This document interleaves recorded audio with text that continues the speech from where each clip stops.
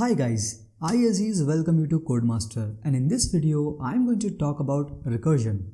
So please watch this video till the end. So let's get started.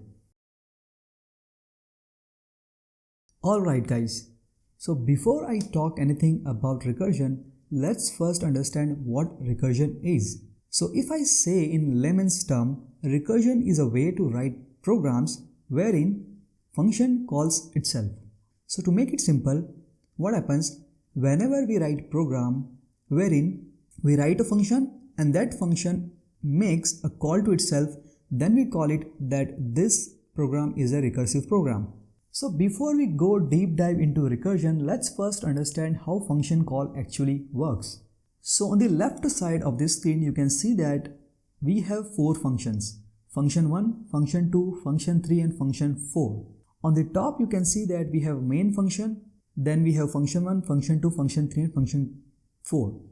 Main function is calling function 1, function 1 is calling function 2, function 2 is calling function 3, function 3 is calling function 4, and so on and so forth.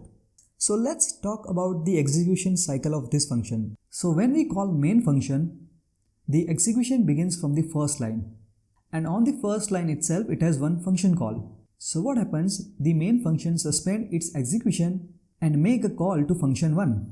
So function 1 is called and the execution of function 1 begins from the first line. In function 1 also the first line is function call itself.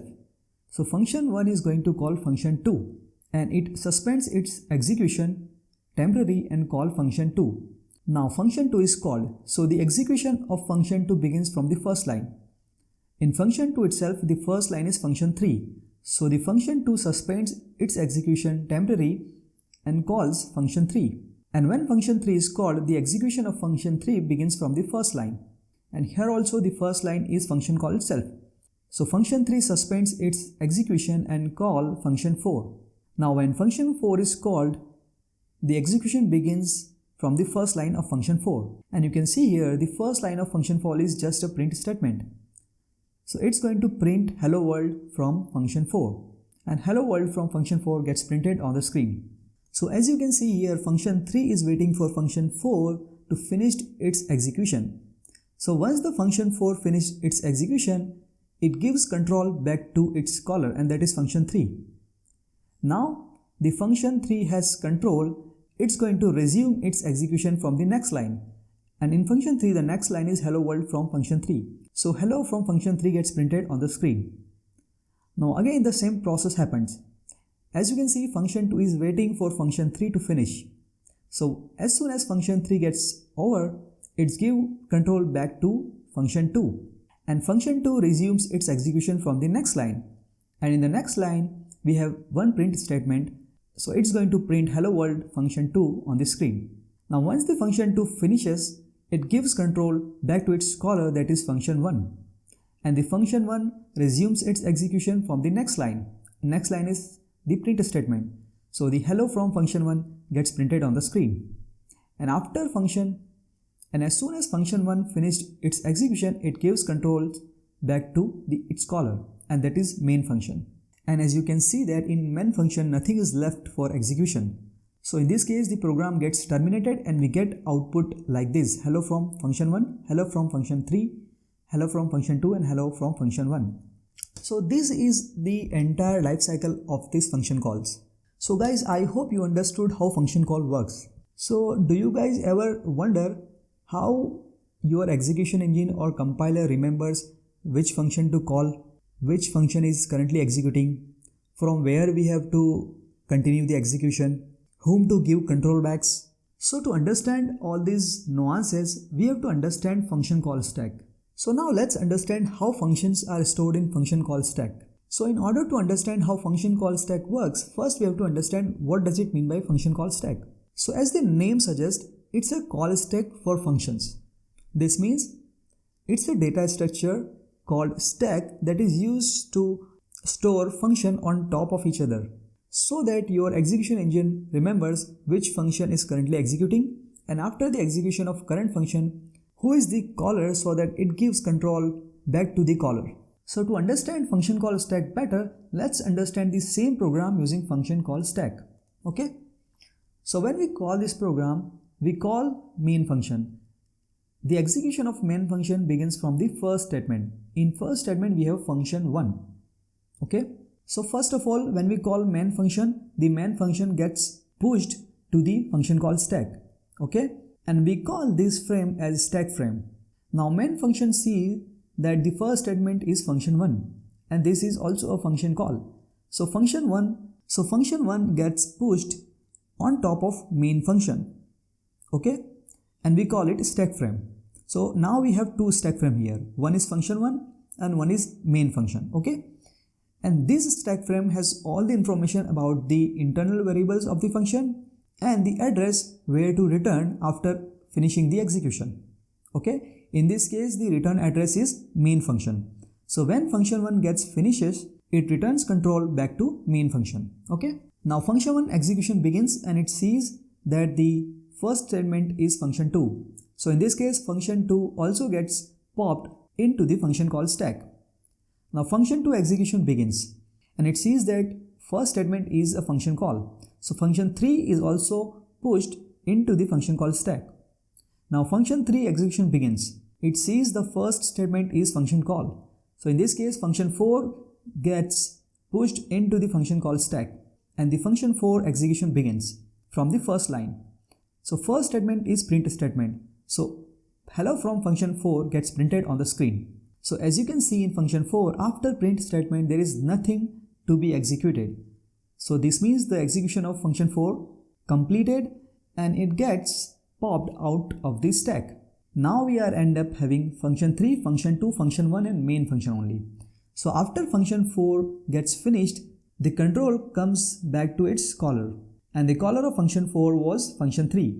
So function 3 execution begins from the next line and the next line is print statement. So hello from function 3 gets printed on the screen and function 3 execution completed this way. So function 3 gets popped out from the function called stack. Okay, and the control returns back to its caller, that is function 2. Now function 2 execution resume from the next line, that is the print statement. So hello from function 2 gets printed on the screen. So this way function 2 finished its execution and gives control back to function 1 and it gets popped out of the function called stack. Now function 1 resumes its execution and from the next line, and the next line is print statement. So hello function 1 gets printed on the screen and function 1 execution finishes and it gives control back to its caller, that is main, and it gets popped out of the function called stack. Now the main function holds the execution control of the program. And you can see that in the main function, the first and the last statement is function 1. So there is nothing to be executed. So the main function gets popped out from the function called stack and the program terminates. Okay. So this is how all the functions are pushed into the function called stack, and once the execution finishes, it's popped out from the function called stack. And this is how the execution engine remembers what is the current function being executing, and after the execution gets finished, where to return the control back and from which statement the execution begins. So all these informations are stored in stack frames. Okay, so this is why understanding function call stack and stack frame is very crucial to become a better software engineer. So guys, I hope now you understand how function call stack works and how function gets stored in the function call stack and how execution of all of this function is happening over here. So now we are good to go to make a deep dive into recursion. So here, if you can see that I have classified recursion broadly into two categories.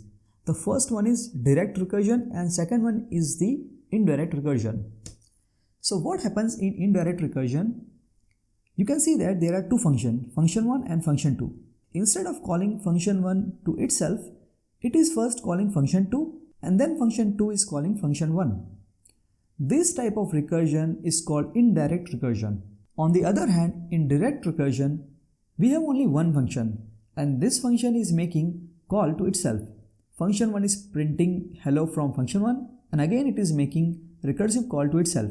But out of both the types of recursion, we generally write direct recursion all the time. We do not prefer to write indirect recursion, right? So that is why our concern here is to focus on direct recursion. Okay? So far, so clear. So now if you closely observe this function, function 1, what it is doing basically, it is printing hello from function 1 and again making a call to itself. And this function making call to itself again and again and again and again. But as we know that whenever we call a function, we need space on function call stack to store the information about the function. And we don't have unlimited space. So what happens if this function makes call to itself? We end up consuming all the space. And in that case, our program just crashed and it gives us stack overflow error. Meaning we do not have enough space to run this function anymore. So the question over here is how to stop this thing to happen. And this is where base condition comes into picture. So let's understand what does it mean by base condition. So let's say this is a function. And in this function, we are doing the same thing. We are printing hello from function 1. But in addition to this, we are passing one parameter to this function and that is equal to n. And then while recursively calling this function, we are reducing the value of n by 1. And the intention of doing this so that we can reach a state where we reach n is equal to 0 and we return the execution. And the intention of doing n-1 is that in future we reach a state where n becomes 0 and we simply return from here. Okay? So let's see how it works. So when we call this function with 3, its execution begins from the first line. It checks if n is equal to 0 or not. This time it is not 0. So we simply skip this if statement. It's going to print hello from function 1 and then it makes a call to itself by reducing n by 1. Okay? Now n becomes 2. Now again execution begins from the first line. We check if n is equal to 0 or not. It is not. So we simply skip the if statement and then simply prints hello from function 1. Now after printing, this function is again making a recursive call to itself by reducing n by 1. Now value of n becomes 1. Execution begins from the first line. We check n is equal to 0. This time it is not. So we simply skip this if statement. Then we print hello from function 1 more time. So in total we have printed hello from function 1 3 times. Okay. Then after printing, it's going to again make a call to itself by reducing n by 1. And this time the value of n becomes 0. Now execution begins from the first line. Now it checks n is equal to 0 or not. This time n is equal to 0. So it simply return. Return basically means it's going to return control back to its parent. And in this case the parent is 1. And function 1 returns control back to its parent, that is function 2. Okay? And function 2 returns control back to its parent, that is function 3. So this is how the execution of this recursive function happens. Okay? And due to the base condition, we end up making 3 recursive calls. Okay? 1, 2, 3. And what happens if we remove this base condition? So the function ends up making a recursive call to itself again and again and again, and eventually end up making indefinite calls. And that is the uncontrollable situation. Okay? So to prevent those unstoppable conditions, we generally use base condition to stop the execution of the recursive calls. So by now, I hope guys you understood what does it mean by direct and indirect recursion, what is mean by base condition, and what is the real reason behind using the base condition. So now to understand recursion better, let's see one example. So here in this example, we have to print numbers from 1 to n.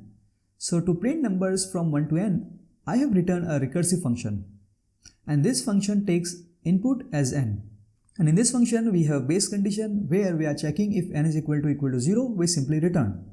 And then we are making a recursive call to itself and then we are printing value of n. Okay. Now let's quickly dry run this code and see what happens if we call this function with n is equal to 3. So when we call this function with n is equal to 3, its execution begins from the first line. N is equal to 0, that is false. So we skip this if condition. Then we make a function call with n-1. So this time the value of 3 becomes 2. So function 2 execution begins from the first line. Again n is not equal to 0. So we skip this condition and it's going to call itself by reducing n by 1. Now this time the value of n is 1. Again it's going to call itself by reducing n by 1. Now this time the value of n becomes 0. Now as soon as we reach this state, if n is equal to 0, this time n is equal to 0. So it returns. It returns control back to its parent, that is function 1. Okay. And as you can see that function 1 was waiting for function 0 to finish. And after function 0 finishes, the function 1 resumes its execution from the next statement. And here the next statement is print statement. So the value of n gets printed. And here the value of n is 1. So 1 gets printed on the screen. And similarly, when the execution of this function finished, it gives control back to its parent, that is function 2, means function of 2. And function 2 also prints 2 on the screen. And it gives control back to its parents, that is function 3, function of 3. And function 3 also prints value of n on the screen. So this is how this recursive function is going to work. Now if you observe this function closely, you will see 3 things here. First thing is, we are doing least amount of work in this function. This means the actual work is to print numbers from 1 to n. But this function do not know how to print numbers from 1 to n. So what least amount of work we can do here is, we can just print the value of n and make a call to function itself. So what this function is doing, this function is only printing the value of n and then calling itself by reducing the value of n by 1. So always remember one thing, whenever we talk about recursion, we always care about least amount of work we can do. Okay? Now the second observation is, we generally care about the smallest input we can pass to this function so that the recursion process stops. Okay? And here the smallest input is 0, because in each recursive call we are reducing n by 1. So the smallest input we can pass to this function to stop the recursion process, that is n is equal to 0. Okay, so this is the second thing we should care when we talk about recursion. And we generally call this condition as base condition, and it is also called termination condition. Okay, and the third thing we have observed using this function is, we have to think recursively to solve any problem using recursion. Here, although we can also print numbers from 1 to n using for loop and iterations, but we prefer to use recursion over here. So what we are doing basically here, we are breaking big problem into smaller problem, and then we are combining the result of smaller problem to compute the result of bigger problem. Now here you may ask, what does it mean by big problem and what does it mean by smaller problem? So let's see, in case of this function, the bigger problem is printing from 1 to n. But this function do not know how to print numbers from 1 to n. This function simply know that how to print a single number. Okay? So this is how we break the bigger problem of printing 1 to n into a smaller problem to print only one number. And this is how we combine all the results of all the smaller problems to compute the result of bigger problem. So this function prints only the one number and break the problem into smaller problem by reducing n by 1 and make a call to itself, throwing smaller problem to itself. Okay? So this is how this function breaks the bigger problem of printing 1 to n into a smaller problem of just printing one number. So the takeaway of this observation is that whenever we talk about recursion, we care about two things. Number one is the least amount of work we can do, and number two is the smallest input we can pass to stop the recursion, and that is going to be the base condition or termination condition. Now this brings us to the next question, that is, why are we learning recursion and what are the application of recursion? So the answer to this question is, although we can solve any problem using recursion as well as iterative solution, but when we prefer recursion over iterative solution, it makes it really easy to write programs. And recursion really helps us to reduce code complexity to a great extent. Okay? And the recursive code is generally easy to read and easy to write as compared to iterative code. So let me give you a few examples so that you can relate with it. For example, in case of binary search and merge sort, these two problems are generally solved using recursion. And the reason is simple. If we try to write binary search and merge sort in iterative solution, we end up writing a lot of code, and that code becomes very complex, very cumbersome and difficult to read. So that is why we prefer to write the solution of binary search and merge sort using recursion. But there is one trade-off, that in recursion we have to spend some space to store all the function calls. So this is a trade-off we can make.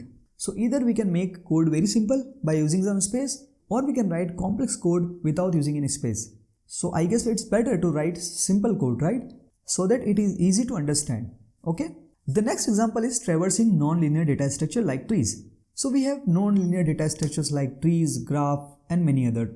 like tries and all of that. So when you try to traverse all those data structures using iterative solution, it becomes very cumbersome and very tidy. But when you write recursive solution to traverse these type of database, it becomes really easy to traverse these data structure, and your code is also going to be very small as compared to iterative solution. Okay, so this is the second reason. Now moving on, there are many algorithms and techniques that inherently use recursion to solve problems, like dynamic programming. So by default, we write dynamic programs using recursions, and then we check if there are any overlapping subproblem or not, and then we optimize over it. Okay. Similarly, in backtracking also, we write recursive solution, and when we see that we are unnecessarily making recursive call, then we optimize it using backtracking. So although there are numerous examples of recursion, I managed to write few examples here so that you can have clear understanding of why we are learning recursion and what are the applications of recursion. So by now, I hope you completely understand what recursion is and how we can use recursion to write programs and make our life easy.